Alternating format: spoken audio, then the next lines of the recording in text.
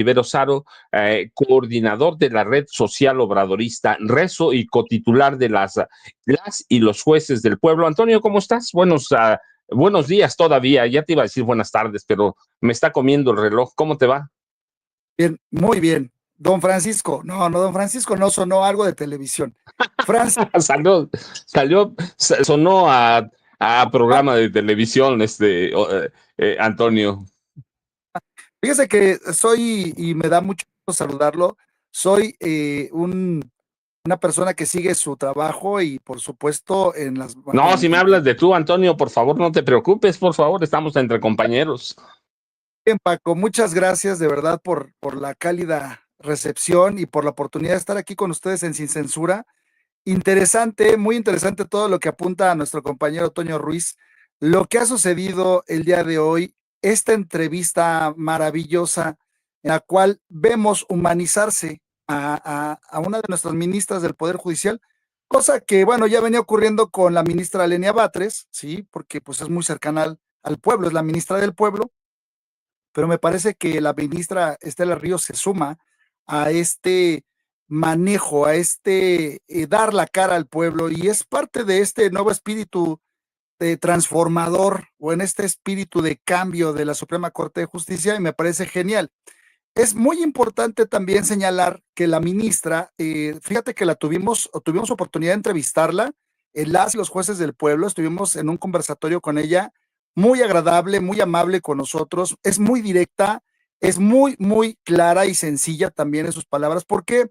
Porque precisamente ella maneja un lenguaje inclusivo y un lenguaje para que todos los mexicanos, así como lo hacía el presidente Obrador en su momento, ¿sí? Puedan entender, puedan acercarse, puedan interesarse, porque a veces, y lo platicaba el día de ayer con algunos juristas, en ocasiones todo lo que ha hecho el Poder Judicial, la forma en la que se han constituido a través del tiempo para las jurisprudencias, para las sentencias, para los manejos de todo tipo respecto al trabajo que ellos realizan, normalmente es complejo, es complicado, es demasiado extenso y solamente ellos entienden muchas veces, incluso a veces los mismos litigantes pasan saliva porque no logran, ¿cómo podríamos decir?, localizar los temas más importantes en algunos documentos. Y yo creo que esto es algo que incluso en época de campaña, las personas que tuvieron oportunidad o que tuvimos oportunidad de conversar con ellos en las y los jueces del pueblo, entre ellos, repito, la ministra Maristela Ríos González, mencionaban precisamente ese tema de generar un lenguaje que permitiera a las personas, pues a cualquier persona, entender incluso una sentencia. Creo que eso es algo que busca precisamente generar, además, cambios muy, muy profundos dentro del Poder Judicial, pero falta mucho, estimado Paco, falta muchísimo porque apenas empieza esta ponencia, apenas empieza el pleno, vimos su sesión inicial el día de ayer y me parece que las ministras y los ministros tienen una gran responsabilidad. Hace unos días el ministro presidente, Hugo, se me borró el Aguilar cassette. Ortiz. Sí, No te preocupes, Antonio. Hugo Aguilar Ortiz. por estar con el maestro Paco ya se me borró el cassette. Bueno, el ministro presidente señalaba algo que me llamó poderosamente la atención. Si bien anteriormente la Suprema Corte era una oposición y lo fue precisamente para el proceso de transformación del presidente Obrador y de este México que está cambiando, me parece que en este momento él apunta precisamente a entrar en los temas, empezar a compartir con los diferentes poderes o con las ponencias o con quien exhiba la posibilidad de cambios para que el constituyente los materialice. Y él hablaba precisamente de avanzar en ese sentido. Me llamó muchísimo la atención eso, porque eso nunca lo vimos antes.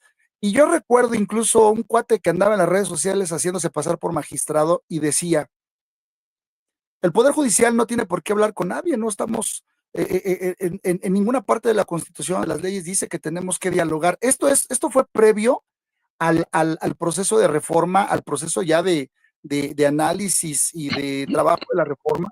Me llamaba mucho la atención ese lenguaje porque, o esa idea, porque yo le decía, bueno, pero en ningún lugar tampoco está prohibido que lo hagan. Y finalmente acabaron haciendo interlocución algunos ministros y personajes del Poder Judicial hasta en Washington. O sea, podemos darnos cuenta que, como mencionaba el mismo Toño, y lo han mencionado todos ustedes, bueno, la oposición cuando quiere incluso lo dijo la presidenta hoy en la mañana, ¿no? Cuando quiere, respeta los derechos humanos y trabaja con los derechos humanos a un nivel de defenderlo, ¿no? Pero cuando no le conviene, todo cambia. Y creo que eso es parte de lo que no podemos ser y hacer. Ya lo decía la ministra hace un momento con Vicente respecto al quitarse la venda de los ojos de cómo la ley precisamente no puede ser ciega, se tiene que ver lo que se va a hacer.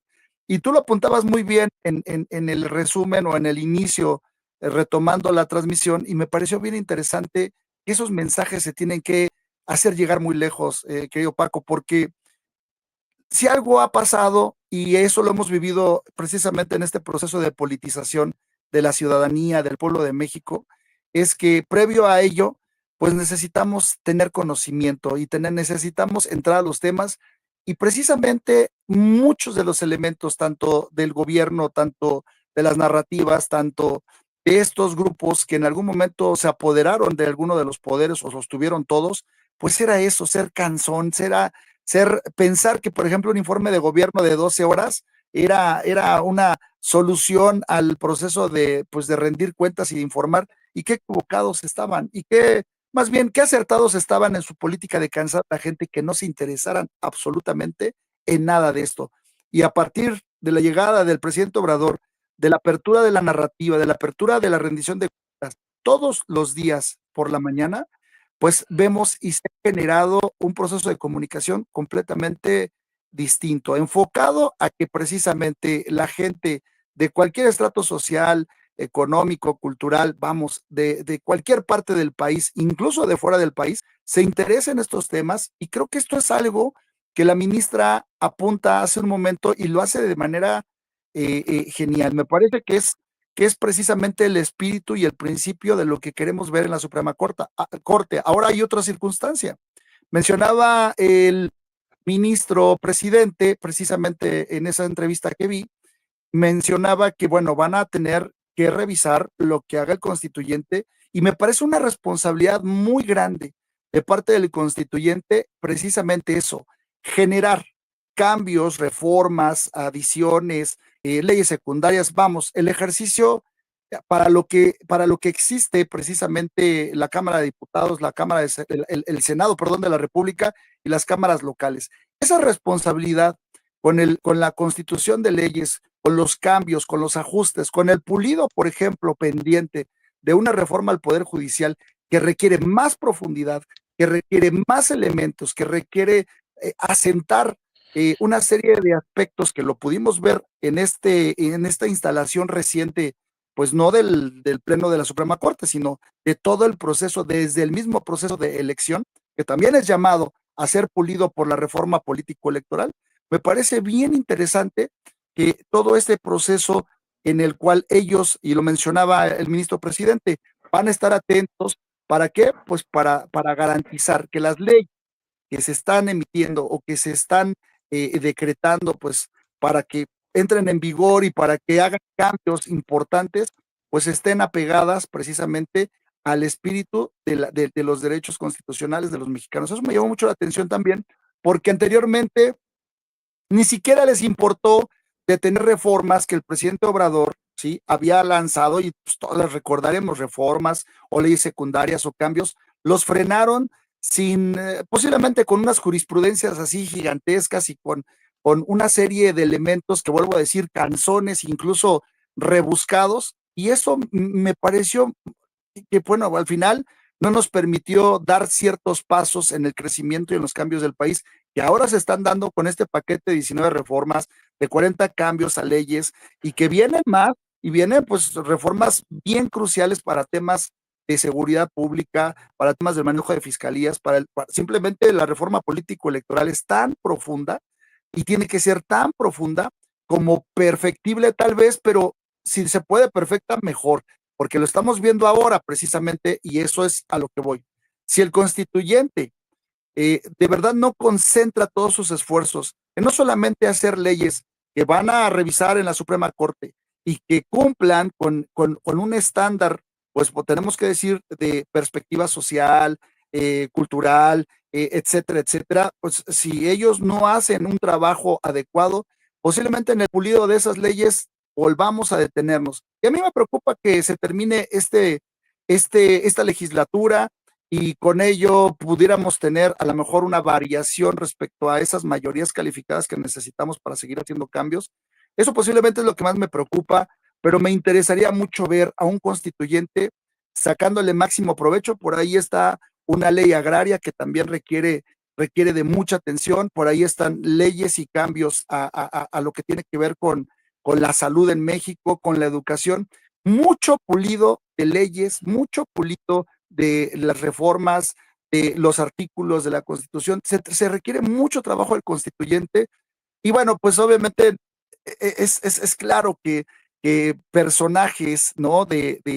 Pues en este caso del Poder Legislativo, que solamente se dedican a denostar, a quitar el tiempo, a detener las sesiones, a sacar los altavoces, como lo es la señora Lili Telles, como lo es Alejandro Moreno, como los Ricardo Anaya, y todos estos personajes que además están totalmente cruzados con la idea y están empatados con la idea de una narrativa que apoye precisamente la posible incluso intervención de Estados Unidos en México, ¿sí? Que pareciera más bien que se trata de personajes que radican allá, son parte del gobierno y de la política de allá y no de la nacional. Me parece bien interesante que con eso mismo también tenemos que entender que el constituyente tiene una gran responsabilidad en esta etapa. Tiene un periodo para enero de precisamente el inicio de los trabajos de la formulación de lo que va a ser la iniciativa de reforma político-electoral, que me parece, de verdad, va a tocar temas también del Poder Judicial, pero va a tocar temas, como lo apuntaba yo y se lo comentaba a Ceci hace un rato, precisamente respecto a los temas, que tiene que ver, por ejemplo, con la inclusión a través del voto electrónico, a través del voto a través de Internet, fíjense, son modalidades distintas, a través del voto en urnas electrónicas. Sí, porque tendríamos que ver todas las posibilidades para expandir, cosa que no han hecho, cosa que me tocó vivir, ver cómo ellos en el INE, específicamente el INE, institucionalizó estas modalidades, pero las institucionalizó con ganas de que no funcionaran. Entonces me parece bien delicado que el día de hoy tengamos que ir no solamente a construir algo nuevo, sino primero tengamos que hacer una revisión, auditorías, etcétera, etcétera, todo lo necesario para ver por qué tanto dinero gastado, por qué ese esfuerzo que hicieron no reditúe nada. Y como ejemplo, y eso lo podemos debatir perfectamente bien con las autoridades del INE, por qué es que en la pasada elección del Poder Judicial no hubo un solo voto en estas modalidades, siendo que ya estaban establecidas. ¿Por qué no se pudo? ¿Por qué los acuerdos llevan a no hacerlo?